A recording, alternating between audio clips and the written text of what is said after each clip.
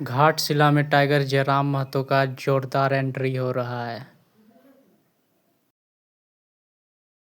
कोल्हानवासी घाटशिला की जनता को क्या संदेश रहेगा आज के लिए? घाटशिला उपचुनाव से टाइगर जयराम महतो को जीतना बहुत मुश्किल होगा, क्योंकि जो घाटशिला का एरिया है ना, वो आदिवासियों का गढ़ है। वहाँ लगातार 3 सालों से जेएमएम ही जीत रहा है। जेएमएम अगली बार वहाँ से 2024 में 98,356 वोट लाया था रामदास सोरेन जी ने।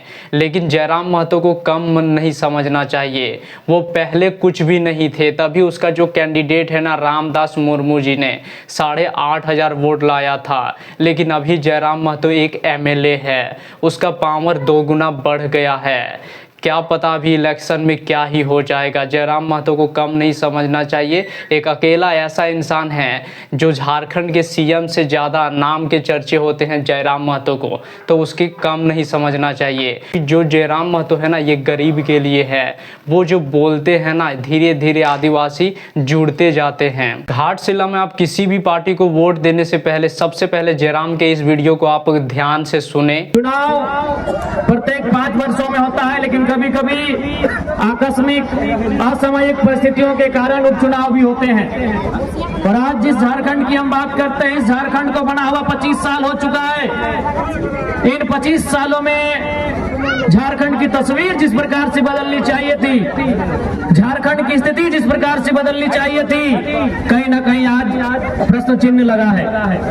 आज झारखंड का हर एक गली, झारखंड का हर एक गांव, हर एक टोला, हर एक मोहल्ला, हर एक कस्बा इस बात को कह रहा है कि आखिर हमारे पूर्वजों ने झारखंड राज क्यों बनाया, क्यों हमारे पूर्वजों ने लड़ के झारखंड राज लेने का काम किया।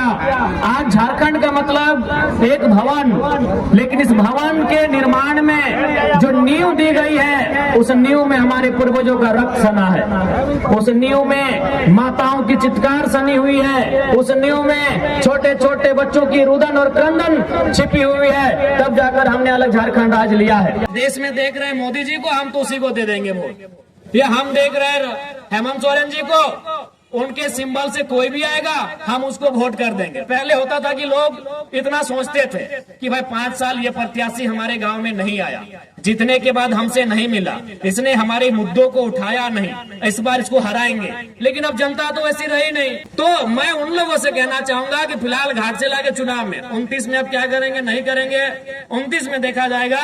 लेकिन घाटशिला के चुनाव में मैं आपसे इतना तो आग्रह करूंगा कि एक सीट जीतने से ना बीजेपी ज्यादा उनको कुछ होने वाला है, न सरकार को कुछ होने वाला है। लेकिन अगर एक सीट हम जीत जाते हैं तो आपको भी मालूम है अभी विधानसभा में बोलने के लिए क्या समय दिया जाता है कि जिस पार्टी का जितना विधायक हो उतना मिनट दिया जाता है। तो जेएलकेएम पार्टी का एक विधायक है, 1 मिनट दिया जाता है। अगर हम लोग घाटशिला को जीत जाएंगे तो 2 विधायक होगा तो 2 मिनट दिया जाएगा। तो 1 मिनट में अगर हम सदन में सार्थकता के साथ जनता के मुद्दों को रख सकते हैं तो 2 मिनट में दुगना रखा जाएगा, काम 2 गुना बढ़ेगा। आज हमारे पास इतनी बड़ी सेना है कि हम लोग 2, 4, 5 वोट करके, ज्यादा नहीं, हम 2,200 की बात नहीं कर रहे हैं। हम लोग किसी से ये नहीं कह रहे हैं कि आपको 200 वोट दिलाना है। अगर हम लोग 5-10 वोट भी अगर ऐड करने लगे तो चुनाव हम लोग जीतने में सक्षम रहेंगे। जयराम महतो का कहना ये है कि हर बार आप बड़ी बड़ी पार्टियां का जो पहले ही सत्ता पे राज कर चुकी है उसे ही आप एमएलए बनाते हो, और वो आपके परिवार के लिए कुछ नहीं करते हैं, वो बस पैसे कमाते हैं। इतने पैसे कमा लिए हैं ना कि उसकी 5 पुश्ते 7 पुश्ते आराम से बैठकर खा सकते हैं।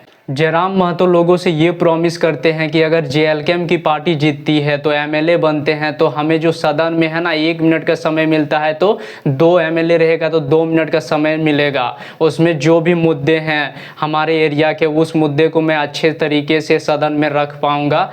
आप लोगों की जो प्रॉब्लम है उसे सदन में कह पाऊंगा। अगर मेरी बात, जाहिर सी बात है, लोकतंत्र के चौथा स्तंभ मीडिया हाउस, मीडिया से जुड़े बंधु लोग आए हैं, बहनी लोग आए हैं, तो उनके माध्यम से घाटशिला की तमाम जनता तक मेरी बात जाएगी।